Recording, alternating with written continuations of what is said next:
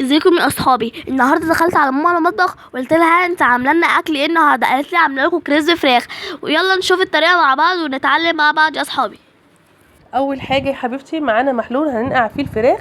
هنحط فيه شويه ميه ونص كوبايه من الملح ونص كوبايه من السكر وورق لورا وحبهان، وهنعصر عصره ليمونه وليمون طرنشات، وهنحط فيه الفراخ بتاعتنا اللي احنا غسلناها كويس ومقطعينها 12 حته. وبعد كده هنسيبها ساعه، وبعد كده هنشطفها ونصفيها من الميه، وهنحط فيها بهارات. هنحط توم وهريسه وملح وفلفل اسود وكمون وبابريكا، وهنحط برضو بودره توم وبودره بصل وحبهان مطحون. اول حاجه هنحط الهريسه والثوم والملح وبقيه البهارات دي هنقلبها مع بعضها، وهنقسمها نصين، نص هنحطه على الفراخ ونص هنحطه على الدقيق. كده قلبنا بقى البهارات اهي.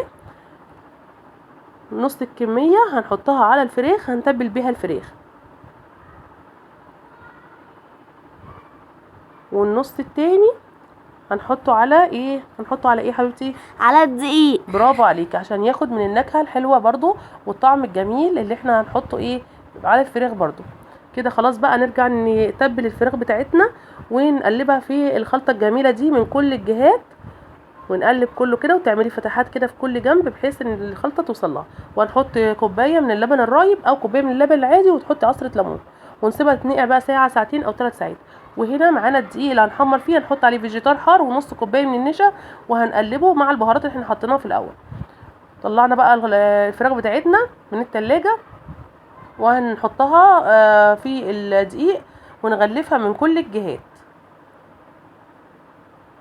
تعرفي تعملي معايا الخطوه الجميله دي وتساعديني؟ طبعا يا ماما. كده خلاص بقى هنجهز الزيت. هيبقى العين عاليه الاول، وبعد كده هنوطي العين عليها لغايه ما تستوي.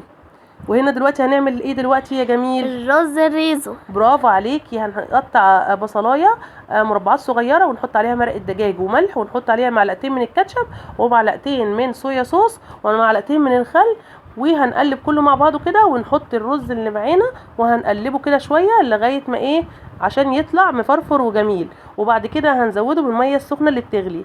وبكده بقى نستنى لما الرز يستوي ويطلع معانا احلى رز ريزو واحلى فراخ كريسبي. ايه رايك يا حبيبه قلبي في الاكله بتاعت النهارده؟ جميل يا ماما. حلوه قوي، وبالهنا والشفا يا حبيبه قلبي. ويلا بينا بقى نقول لاصحابنا ايه؟ وما تنسوش اللايك، وباي باي.